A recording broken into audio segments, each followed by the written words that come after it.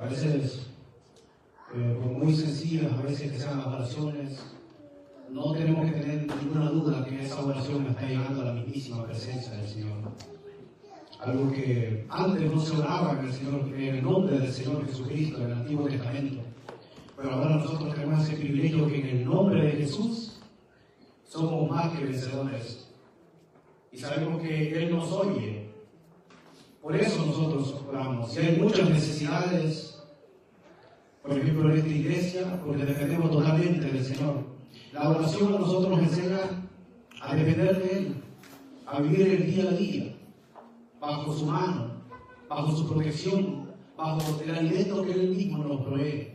Por ejemplo, la oración del Padre Nuestro está basada en el desierto, cuando dice, dándonos el pan nuestro de cada día, dándonos hoy. Significa que tenemos que pedir y depender el día a día. Así como el maná, que algunos quisieron juntar más maná para el siguiente día, entonces de eso se le echaba a perder. Significa que tenían que depender totalmente de Dios. Y Dios nos ha dejado tremendas promesas. Por ejemplo, de Jeremías 33, que dice, clama a mí y yo te responderé. Por eso nosotros clamamos al Señor. Clama a mí y yo te responderé y te enseñaré cosas grandes y ocultas, cosas que nosotros no conocemos, cosas que nosotros no nos imaginamos. Hay muchas cosas que el Señor nos puede también a nosotros revelar siempre a través de su palabra. Cuando nosotros tenemos algo que es esto del Señor, del Señor, vamos a la Biblia y encontramos base bíblica. Hay muchas cosas que el Señor sigue trabajando en su iglesia, porque cuando el Señor hizo la creación, Él dijo, sea esto, y fue hecho con ese poder de hacer cosas, de crear cosas. Pero cuando se refirió a la iglesia, el Señor Jesucristo dijo, edificaré, significa que día tras día Él va edificando la iglesia, porque cada uno de nosotros somos piedras vivas. Les invito a que me acompañen en el libro de Santiago. Vamos a hablar hoy acerca de la oración. En el libro de Santiago, en el capítulo 5, el libro de Santiago siempre a mí me ha llamado la atención, porque cuando abrimos la carta de Santiago, él en el comienzo de la carta, él hace un saludo a las 12 tribus de la dispersación, es decir, a los judíos. Pero en la carta encontramos, yo le he parecido como los proverbios, porque habla de varios temas Santiago en su carta. Y en el capítulo 5, verso 13 al 18 vamos a estar leyendo y luego vamos a ver qué el Señor nos dice en esta noche. Dice, ¿está alguno entre vosotros afligido? ¿Está alguno enfermo entre vosotros? Llama a los ancianos de la iglesia. Perdón, el verso 13 dice, ¿está alguno entre vosotros afligido? Haga oración. ¿Está alguno alegre? Cante alabanzas. ¿Está alguno enfermo entre vosotros? Llame a los ancianos de la iglesia y oren por él, ungiéndole con aceite en el nombre del Señor. Y la oración de fe salvará al enfermo y el Señor lo levantará. Y si hubiere cometido pecado, le serán perdonados. Confesad vuestras ofensas unos a otros y orad unos por otros para que seáis sanados. La oración eficaz del justo puede mucho. Elías era hombre sujeto a pasiones semejantes a las nuestras, y oró fervientemente para que no lloviese, y no llovió sobre la tierra por 3 años y 6 meses. Y otra vez oró, y el cielo dio lluvia, y la tierra produjo su fruto. Padre nuestro que estás en los cielos, nos encomendamos en tus manos, Señor. Vamos a abrir tu poderosa palabra. Le pedimos, Señor, que hables a nuestros corazones, Señor, y podamos reflexionar acerca de la oración, porque es la comunicación que tenemos, Señor, contigo. Le pedimos, Señor, entendimiento e inteligencia en esta noche, y que tu nombre, Señor, sea glorificado, en el nombre de Jesús. Amén. El Señor nos ha dado una herramienta poderosa a nosotros, y es la oración. Y en esta noche se ha orado por diferentes situaciones que padecemos, por ejemplo, hermanos enfermos, por la iglesia, por los niños, por los matrimonios, por los gobernantes. Se ha orado por muchas cosas y oramos porque sabemos que nuestro Dios nos oye. Porque nuestro Dios es un Dios vivo y verdadero. No estamos orando a un ídolo que no puede hacer absolutamente nada, sino que estamos orando al que nos puede resolver absolutamente todos los problemas, porque dependemos de Él, totalmente de Él, y para Dios no hay nada imposible. El tema que el Señor ha puesto en mi corazón lo he titulado La oración eficaz. Porque hay oraciones, pero aquí Santiago habla de la eficacia de una oración. Y él dice, la oración eficaz del justo es la que puede mucho. Encontramos en la palabra del Señor oraciones preciosas en el Antiguo Testamento, por ejemplo la oración que hace Hades. Tenemos también las oraciones como orar al profeta Daniel, las oraciones de Daniel, las oraciones de Esdras, las oraciones que hacía Nehemías, son tremendas oraciones. Las oraciones que encontramos en los salmos prácticamente hay muchos salmos que son oraciones cantadas. Las oraciones que encontramos, la oración, bueno, por ejemplo, el Padre Nuestro, que es la oración modelo que Él nos ha sacado para aprender a orar. La oración del Señor Jesucristo en Juan capítulo 17, esa oración sacerdotal que se le conoce también. La oración que los discípulos hicieron en el libro de los Hechos, en el capítulo 6, que dice que cuando terminó de orar, el lugar tembló. Imagínense que eso sucediera en este lugar. ¿Y por qué no? Si Dios es el mismo. Dios no ha cambiado. A veces lo que cambiamos somos nosotros, pero Dios no ha cambiado. A veces lo que hemos menguado en la fe somos nosotros, pero Dios sigue siendo el mismo. Dios es poderoso para sanar cualquier tipo de enfermedad. Y aquí Santiago, cuando habla en esta carta, habla de los enfermos. Y nosotros en esta noche se ha adorado por los enfermos.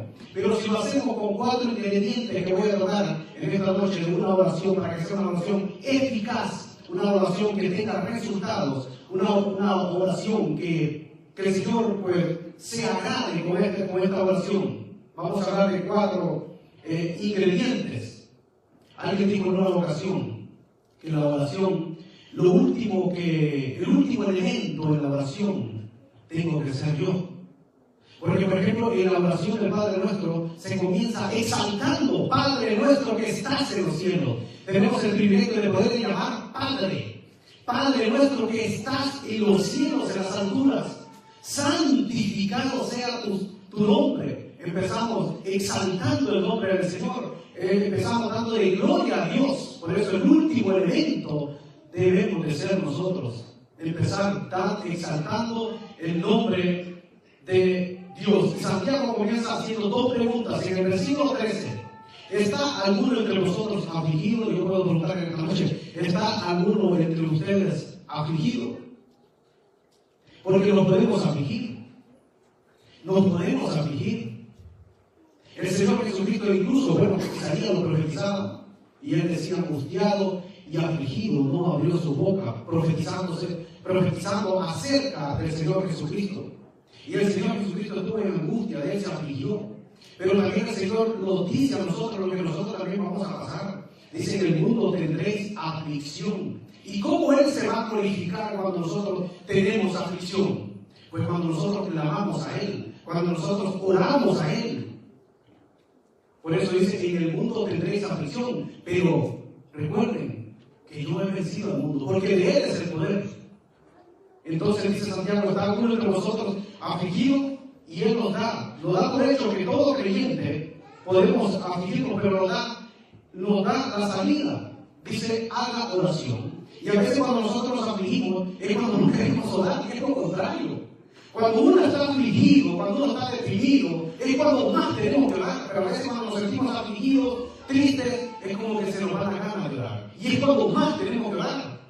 Dice la palabra, si uno está afligido, pues haga oración, nos da el antídoto para la aflicción. ¿Cuál es el antídoto para la aflicción? Pues la oración, orar. Y luego dice la segunda pregunta que él hace en el versículo 13, dice, ¿está alguno alegre?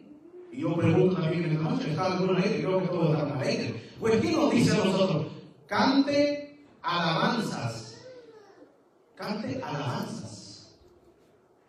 Cuando nosotros estamos contentos, cuando nosotros estamos alegres, sin importar a dónde estemos, pues la Biblia nos dice que cantemos alabanzas a Dios. Por eso dice los salmos, cantar a Dios. Porque hoy en día se canta, pero no todos le cantan a Dios. cantar a Dios, habitantes de toda la tierra, el llamamiento para toda la raza humana que canten a Dios. Pero hoy en día, por ejemplo, el mundo, pues no le canta a Dios, sino que le cantan a cualquier cosa. Pero oremos a Dios. Y esto me preocupa, hermano, porque a veces en las iglesias, hermanos de las iglesias, porque yo he visto hermanos de iglesias cantando canciones que no glorifican a Dios, que no son cristianas. Y yo me atrevo a decir que son del mundo. Y hermanos creyentes. Y la Biblia nos dice que cantemos alabanzas. Todo lo que glorifica a Dios es lo que nosotros debemos de cantar. Cantarle a Dios. Cuando estamos alegres, pero hay gente que se pone alegre, con cualquier cosita se pone alegre, con algo que toma, están alegres y empiezan a cantar, pero no a Dios. Y la Biblia nos enseña a nosotros que cantemos a Dios, habitantes de toda la tierra, lo dicen los salmos. El verso 14 dice, hay otra pregunta, 3 preguntas en Santiago aquí. Verso 14 dice, ¿está alguno entre vosotros, está alguno enfermo entre vosotros? Otra pregunta, ¿entre nosotros hay algún enfermo? Claro que sí. Claro que sí. Y aquí tenemos otra pregunta. Hay que hacerlo, esta meditación que hemos tenido en esta noche, hay que hacerlo real, hay que hacerlo presente, hay que hacerlo hoy, ahora mismo, presente. ¿Está alguno entre vosotros enfermo? Pues aquí nos da también qué es lo que nosotros debemos hacer. ¿Qué es lo que nosotros debemos hacer? Nosotros oramos por los enfermos. Oramos mucho por los enfermos. Y a veces nos podemos preguntar, ¿y por qué yo llevo tanto tiempo orando por esta enfermedad? ¿Y por qué no veo resultados? Quisiera que meditáramos en esta noche acerca de esto. ¿Está algún enfermo? Lo primero que hay que hacer, nos dice, llamen a los ancianos de la iglesia y oren por él. Llamar y orar. Llamar a los hermanos y que oren por él. Y luego dice una palabra muy interesante que a veces se puede tergiversar este versículo. Ungiéndole con aceite en el nombre del Señor. Y me voy a detener un poquito acá. ¿Qué significa esto? Porque en muchos lugares pues se hace literalmente. Se hace esto literalmente. Entonces, ¿qué significa el aceite ungido? Porque aquí lo dice en el Nuevo Testamento, ungiéndole con aceite en el nombre del Señor. Vamos a ver. ¿Cómo se fabricaba el aceite ungido? Para empezar. ¿Qué se hacía? ¿Cómo se hacía el aceite ungido? En Éxodo 30 nos da una explicación cómo era el aceite ungido. Nos habla de muchas cosas. Pero ese aceite solamente se podía usar en los reyes y en los sacerdotes. Era un aceite específico para unciones específicas. Por ejemplo, Samuel fue a ungir al rey Saúl y también posteriormente ungió al rey David. También vemos que Moisés ungió a su hermano Aarón. Entonces ese aceite era para cosas, era un aceite santo, era para unciones específicas, ese aceite ungido que se llama. Ahora, ¿cómo se fabricaba? Por ejemplo, cuando se prensaba lo que es la aceituna, la primera vez que se prensaba y salía el oro líquido, esto servía para usarlo en el templo, en el tabernáculo y después en el templo. La primera prensa que se sacaba, ese oro, el primero que salía, eso era para cosas específicas y después se le ponían otros ingredientes. La segunda prensa, la segunda vez que se prensaba, se machacaba la aceituna, ya esto ya servía, por ejemplo, para cocinar. Y la tercera vez que se machacaba la aceituna, esto ya servía para el aceite de la lámpara. Pero la primera era para cosas específicas para el templo y posteriormente se le ponían otros ingredientes. Pero aquí nos está diciendo que ungiéndolo con aceite en el nombre del Señor. Yo le he dado varios versículos, hermano Brian, me gustaría que pusiera un versículo en Marcos 6:12, me gustaría que lo proyectaran en la pantalla, para ir desglosando esto, porque esto es en el Nuevo Testamento. En Marcos, hermano. Marcos 6:12, perdón, Marcos 6:12.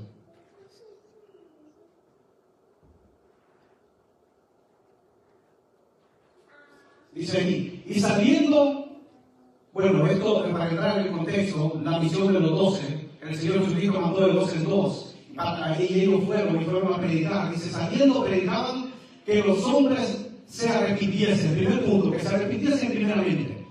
Y después dice, y echaban muchos demonios y ungían con aceite a muchos enfermos y los sanaban. Estamos viendo ya esto ya en el Nuevo Testamento, los discípulos que hacían esto. Pero recordemos, el Señor Jesucristo todavía no había muerto. El Señor Jesucristo no había ido a la cruz. Incluso no se podía orar en el nombre del Señor Jesucristo. El Espíritu Santo no había venido. Porque el Espíritu Santo vino a la semana cuando el Señor Jesucristo ascendió a la presencia del Padre. Entonces Santiago le escribe que debe de ungirle con aceite. No es pecado hacerlo. Una persona que lo haga, que ore y unja a alguien con aceite, no está pecando. No es pecado. Pero recordemos que no debemos de poner la fe en las cosas. Porque el Señor Jesucristo no está en las cosas, sino que está sobre las cosas, que es otra cosa, para la redundancia. Porque al final de cuentas le vamos a terminar dándole la gloria al aceite. Porque el poder nos da el aceite. No hay aceite ungido hoy en día. No existe aceite ungido. El poder no está en el aceite, el poder está en el Señor. El poder está en Él. Esta era una costumbre judía que se hacía, por eso dice, no es pecado si alguien lo quiere hacer. Si alguien le quiere un pañal de aceite, no es pecado. No está pecando. Pero corre el riesgo que empiece a confiar en algo inanimado, que simplemente es aceite, algo inanimado. El que tiene que estar ungido somos nosotros, no el aceite. El que tiene que estar ungido es el creyente. Y aquí el Señor nos manda que nosotros oremos. Hay los ingredientes que voy a tocar en esta noche. Los ingredientes indispensables de una oración eficaz. Y la primera que encuentro es ahí mismo en el verso 15. Y dice, y la oración de fe salvará al enfermo. La oración de fe. Primer ingrediente para que una oración sea eficaz, debemos de orar, pero con fe. Sabiendo que esa oración está llegando a la mismísima presencia del Señor. Como cuando Daniel oraba, que le dijo, el ángel Gabriel le dijo, en el mismo momento cuando tú oraste, la oración llegó a la presencia del Señor. Fue oída. Entonces nosotros debemos de tener fe que cuando nosotros oramos, la oración está llegando a la mismísima presencia del Señor. Debe de ser una oración de fe. Ahí mismo Santiago 1, capítulo 1, verso 6. Vamos a retroceder un par de páginas. Dice, pero pida con fe, no dudando nada. Y luego dice, ¿por qué? Porque el que duda es semejante a la sonda del mar, que es arrastrada por el viento y echada de una parte a otra. No debemos de dudar. Debemos de orar con fe, porque es con fe. Es la fe que Dios mismo nos ha dado como medida a nosotros. Nos ha dado una medida de fe, dice la palabra del Señor. Nosotros la fe es para usarla. Y cuando oramos, debemos de estar orando con fe, que el Señor va a responder a esa oración. Puede ser que responda con un sí, puede ser que responda con un no, porque no es lo que nosotros lo queramos. A veces nosotros queremos que esto sea así, pero a veces lo que nosotros llamamos bueno para el Señor es malo. Y a veces lo que nosotros podemos pensar que esto es malo, pero para el Señor también es bueno, porque eso nos va a perjudicar a nosotros. Entonces el primer ingrediente es orar con fe. Imagínense qué tan tremendo es esto cuando una persona ora, pero no ora con fe. Por ejemplo, el Señor Jesucristo fue a una ciudad, y voy a pedir al hermano que ponga en Marcos capítulo 6, verso 5, y qué aconteció. Cuando el Señor Jesucristo va a esa ciudad y se encuentra es una tremenda sorpresa que él se encontró. Dice en el verso 5, y no pudo hacer allí ningún milagro, salvo que sanó a unos pocos enfermos, poniéndole sobre ellos las manos, y estaba asombrado de la incredulidad de ellos, y recorrían las aldeas de alrededor enseñando. Y uno dice, ¿qué le pasó al Señor Jesucristo acá? Pero aquí mismo nos da la respuesta. No pudo hacer milagros. Porque a causa de la incredulidad de ellos. Entonces esto significa que no es porque Él no pueda hacerlo, sino que es porque el Señor va a actuar cuando se ora con fe. Cuando alguien ha creído en el poder de Dios. Señor, yo sé que tú puedes hacerlo porque tú tienes el poder. Yo sé que como aquel centurión romano que llegó a los pies de Cristo y le dijo, no es necesario que tú vayas a mi casa. Solo di la palabra y mi criado sanará. Y el Señor altera a este hombre que se preocupa por un criado que no era el hijo de él, por un criado, y viene hasta los pies del Señor Jesucristo y le dice, así como yo tengo autoridad, yo le digo a un soldado, ve y hace esto, entonces yo tengo autoridad en el mundo espiritual, pero lo que yo hago yo no lo puedo hacer en el mundo natural, pero lo que yo hago yo no lo puedo hacer en el mundo espiritual, pero tú sí, solo di la palabra y mi criado sanará. Cuando el Señor ve a este hombre, que dijo, y terminó exhortando a sus discípulos, y le dice, ¿ves? En todo Israel no he encontrado un hombre con tanta fe como este centurión romano. En todo Israel. Dice, no he encontrado a alguien con tanta fe como este hombre. ¿Por qué? ¿Y qué fue lo que hizo este hombre? Le dijo, no es necesario que tú vayas, solo di la palabra y mi criado sanará. Entonces este hombre oró con fe, pero vemos en el verso 6. Bueno, yo lo quito, hermano. Perdón, vamos a seguir el verso 15. Creo que sí vimos el verso 6. Marcos 6:6, y creo que lo leímos. Y estaba asombrado de la incredulidad de ellos. Él recorría, dice, las aldeas del alrededor, enseñando. Él se puede enseñar. Él pudo haber hecho muchísimos milagros ahí, pero llegó a esa aldea que no creía, era gente incrédula. Y nosotros no debemos de ser incrédulos, sino creyentes, creer que el Señor Jesucristo, no dudar. Porque cuando entra la duda, la pone el enemigo. Cuando nosotros empezamos a dudar, pues no vamos a ver resultados, porque estamos pidiendo, pero estamos dudando. Es como dudar del poder de Dios. Tenemos que pedir seguros, con fe, que el Señor Jesucristo sí puede hacer cualquier cosa. Pero aquí en el verso 15 de Santiago, capítulo 5, dice algo más. Dice algo más. Y si hubiere cometido pecado, le serán perdonados. Entonces aquí vemos otra cosa. Porque para los judíos, la enfermedad, una tragedia, ellos la asociaban con el pecado. Cuando una persona estaba mal, era porque estaba en pecado. Cuando una persona estaba sufriendo algo, una enfermedad, era porque estaba en pecado. ¿Y de dónde viene todo esto? ¿De dónde empieza? ¿Cómo comienza esto? Cuando dos hermanos hablaron mal de otro hermano. La idea fue de la hermana, de Miriam o María. Y estaba Aarón. ¿Y qué pasó? Pues María quedó leprosa. ¿Y por qué no quedó leproso Aarón? Algo curioso, ¿verdad? Porque los dos hablaron. Según mi opinión, es que María llevó la iniciativa de hablar mal de su hermano Aarón. De su hermano Moisés, perdón. Y Aarón era su hermano, pero era sacerdote. Entonces quedó leproso. De ahí viene que hablar mal del hermano, pues pecar contra el hermano puede caer en enfermedades. Por eso el discípulo le dijo, ¿quién pecó? Cuando llega y hay un ciego al nacimiento, ¿quién pecó? ¿O su padre? Y el Señor Jesucristo, no, que no fue ni él ni su padre, sino que esto es para que el nombre del Señor sea glorificado. El Señor iba a pasar un día ahí y iba a encontrar a ese ciego de nacimiento, no es que había quedado ciego, había nacido así, y el Señor iba a ser glorificado sanando a ese ciego. Porque ellos asociaban la enfermedad con el pecado. Y aquí dice, los pecados serán perdonados, pero a causa de un pecado puede venir una enfermedad. A causa de un pecado puede venir una enfermedad. ¿Cuántas personas han pecado, han hecho pecados terribles y han quedado tal vez enfermos de una enfermedad tremenda que han cogido por el pecado que hicieron? Entonces hay pecados también que pueden venir, pero no siempre es así. No siempre es así. No siempre porque cuando vemos a un hermano que está enfermo es porque está en pecado. No, es que vamos a tener aflicciones, como también lo dije anteriormente.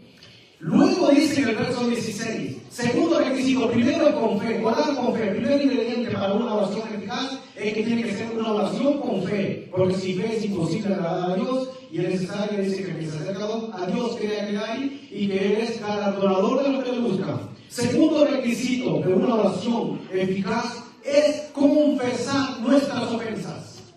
Mire cómo dice, la parte B habla de la oración eficaz del justo que es mucho, pero la parte B del mismo texto comienza con confesar, confesaos vuestras ofensas unos a otros, la relación entre hermanos. Debemos de estar bien entre hermanos. ¿Y qué es confesar? Confesar es reconocer, hermano, yo reconozco que me equivoqué. Yo reconozco que yo tuve la culpa de esto, hermano, perdóneme que me equivoqué, cometí un error.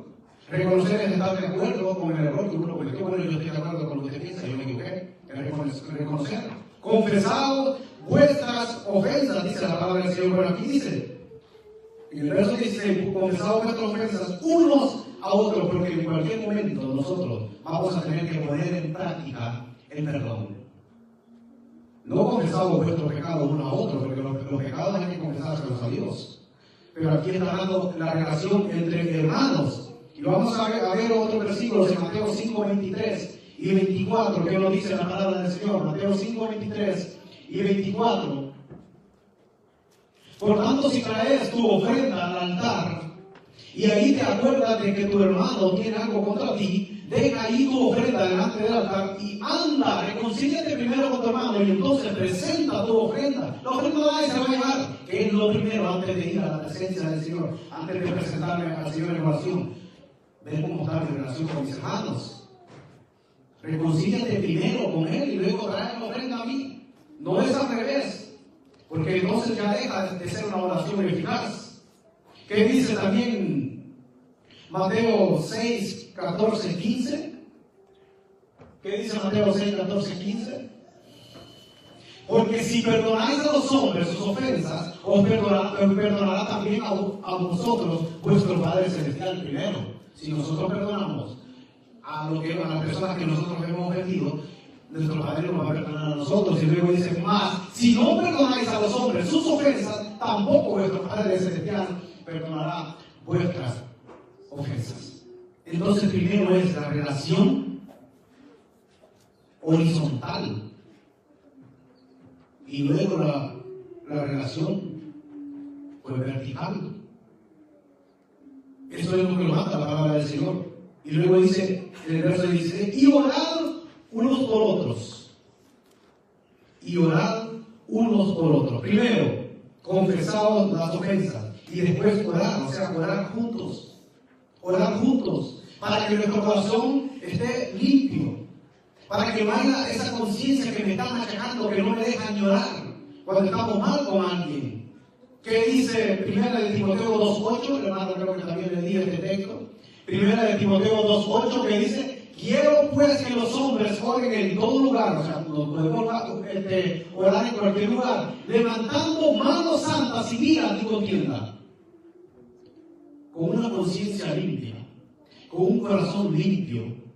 No podemos orar en cualquier lugar, pero debemos de hacerlo levantando esas manos santas, sin ira ni contienda. Por eso dice, deja la ira y desecha el enojo, dice en Salmo capítulo 37. Deja la ira y desecha el enojo. Hay que dejarla que se vaya. No podemos airar, ay no, pero no me quede claro, que no se ponga el sol sobre vuestro rostro. Viene la ira, pero ¿qué debemos dejarla?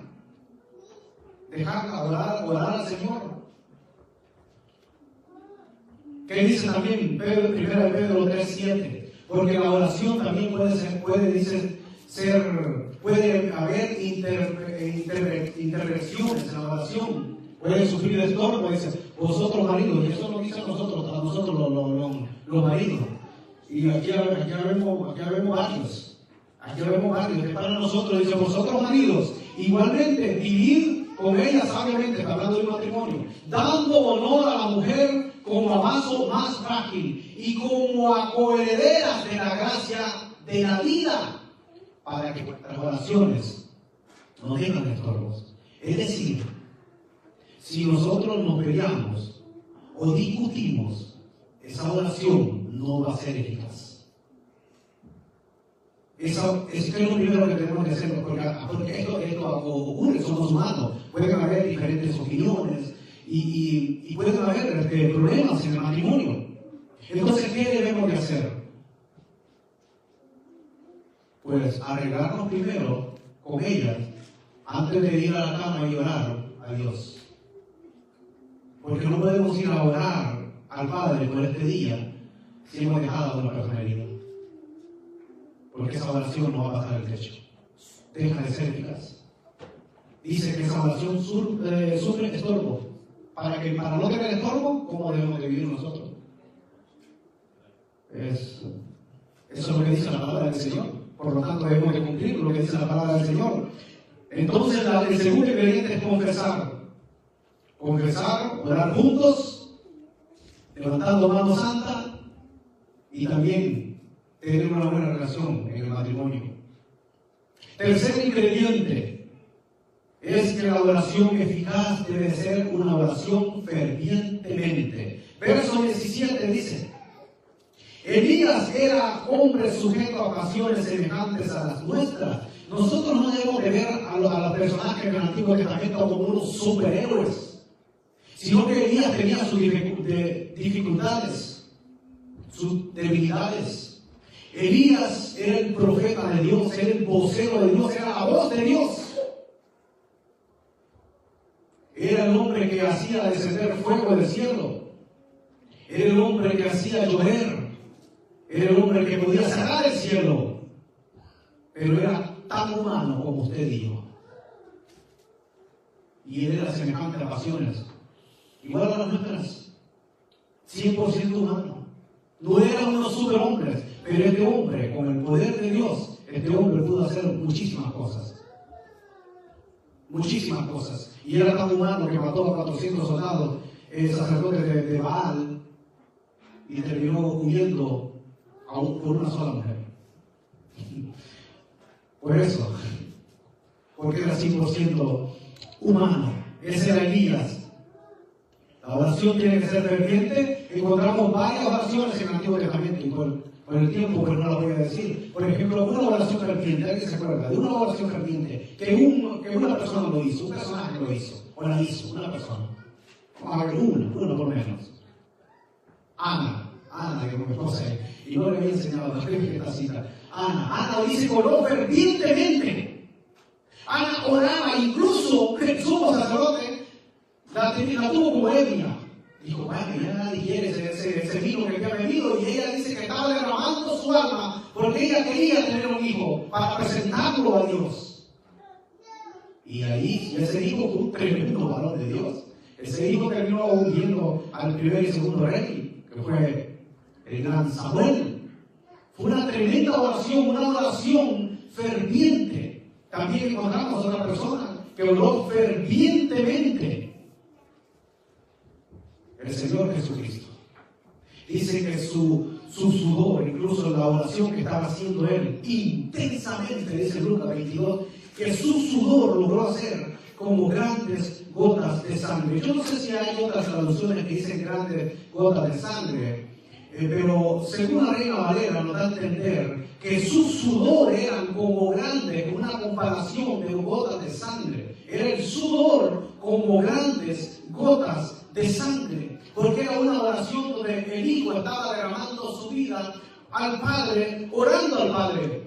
Una oración ferviente cuando todo nuestro cuerpo, todo nuestro ser, cuando está orando no vamos a estar pensando en nada más, sino que centrados en la oración y todo nuestro ser, nuestro espíritu, alma y cuerpo, estar concentrados haciendo esa oración, porque esa es la oración eficaz. Por eso el Señor Jesucristo lo logró, incluso que su sudor era una oración tan intensa que él tenía, que su sudor era como grandes gotas de sangre, nos dice la palabra del Señor.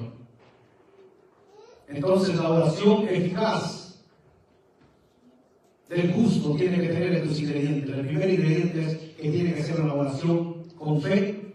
El segundo ingrediente que debemos de confesar nuestras ofensas con los demás. Tercer ingrediente es que debe ser una oración fervientemente. Y como cuarto ingrediente, que la oración tiene que ser conforme a la voluntad de Dios. No conforme a mi voluntad. Señor, yo quiero esto. Señor, yo quiero este trabajo. Señor, yo quiero este carro. Señor, yo quiero esta casa. No. Conforme a la voluntad de Dios.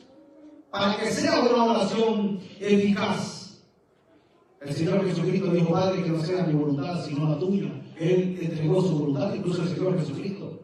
En el Padre nuestro dice, hágase tu voluntad. ¿Y qué dice el primero de Juan? El hermano creo que va a poner, estas son las últimas citas, ya para ir terminando. Qué bonito este texto, ¿verdad? Primera carta de Juan, capítulo 5, verso 14. Y esta es la confianza que tenemos. ¿Cuál es esa? Que si pedimos alguna cosa conforme a su voluntad, Él nos oye. Pero si no es la voluntad de Dios, conforme a su voluntad, Él nos oye. Y si sabemos que Él nos oye, ¿cuánto en esta noche sabemos que Él está oye en nuestras oraciones? Amén. Si sabemos que Él nos oye en cualquier cosa que pidamos, sabemos que tenemos las peticiones que hayamos hecho. Por eso decía, hemos orado por enfermos, aquí nos dice, hay un enfermo, hemos orado por enfermos. Pero si oramos con fe, y si es conforme a su voluntad, Él va a sanar el enfermo. Porque aquí Santiago se está refiriendo también a una persona que la está pasando mal, a una persona que está enferma. Y a mí uno de los salmos que más me encanta es el Salmo 37. No es el máximo, pero me atrevo a decir que es mi favorito, el Salmo 37. Y en el versículo 4 del Salmo 37, mire qué es lo que nos dice el Señor a nosotros que nos dediquemos primero. Si nosotros queremos que nos conceda las peticiones que nosotros hagamos, pues lo primero que debemos de hacer es dedicarnos. ¿Por qué? Porque tenemos confianza en Él, porque Él nos oye y Él nos va a contestar conforme a su santa voluntad. ¿Y cuál es la voluntad de Dios? Es santa, agradable y perfecta. Entonces Él no se va a equivocar en la contestación de la petición. Deleítate a sí mismo en Jehová y Él te concederá las peticiones de tu corazón. Todos nosotros hemos hecho peticiones en nuestro corazón, el Señor, y a veces hemos estado orando y orando por esto, por esto, por esto.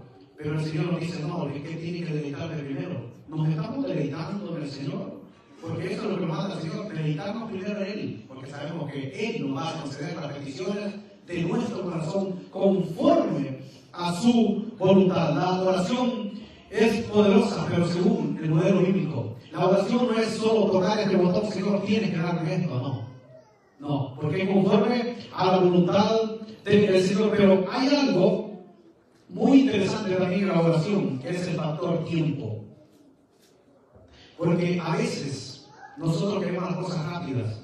El hombre casi no le gusta esperar. Casi no le gusta esperar. Y yo creo que no sé si conté alguna anécdota que un hermano contaba. Eso le pasó a él en la vida real. Y a veces nos ha pasado a nosotros también, pero tal vez no como le pasó a él. Dice que él estaba en un semáforo. Y él va apurado para el trabajo. Y dice que la luz se puso en verde.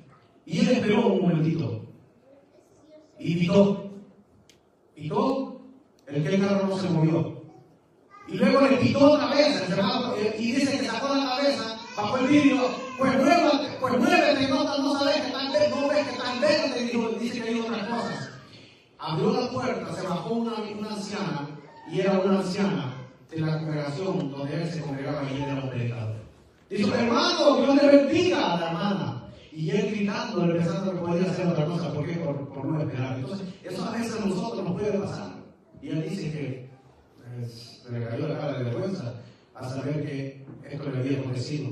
Nosotros debemos de esperar. Espera en Él, dice la Biblia, espera en Él. Y Él hará.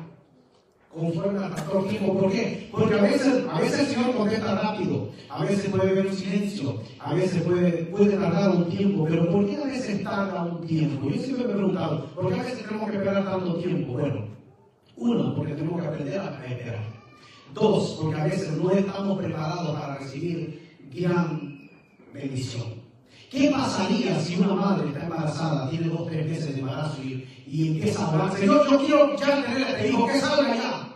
Pues el Señor, por el capricho de esa madre, no va a dar una criatura. No, pero tiene que esperar hasta los 9 meses. Si ese niño nace a los 3 meses, pues ese niño va a morir. Si no se ha formado, necesito formarlo. Entonces, a veces el factor tiempo es algo muy importante en la oración. Y cuando hay ese silencio, también otra de las cosas que nosotros debemos de pensar es que examinarnos a nosotros y tener esa confianza en Dios, de preguntarle al Señor, ¿hay interferencias en mi oración? Porque he orado por esto, Señor, y no veo resultados. Señor, quiero que me muestres, ¿hay algo que yo estoy haciendo mal? Pues si vemos los 4 ingredientes que hemos visto esta noche, ¿estoy orando con fe? ¿Realmente oro con fe? ¿Le pido con fe a Dios? ¿Estoy bien con mis hermanos? ¿He perdonado a mi hermano? ¿Cómo es mi oración? ¿Es ferviente? ¿Todo mi ser enfocado en Él? ¿Estoy orando conforme a su voluntad?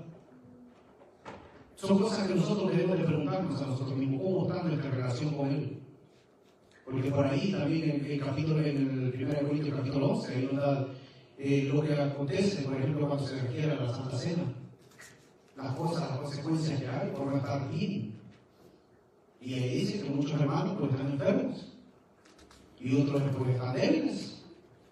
Y otros duermen. Es decir, que ya ha muerto.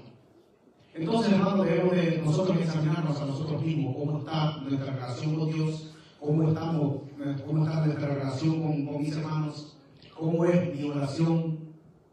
Para que una oración sea eficaz, primer punto, primer ingrediente, es que debe ser una oración de fe. Segundo ingrediente, que debemos de confesar nuestras ofensas a los demás. Tercer ingrediente, que debe ser una oración ferviente. Y cuarto ingrediente, que debe ser conforme a la voluntad de Dios, conforme al modelo bíblico.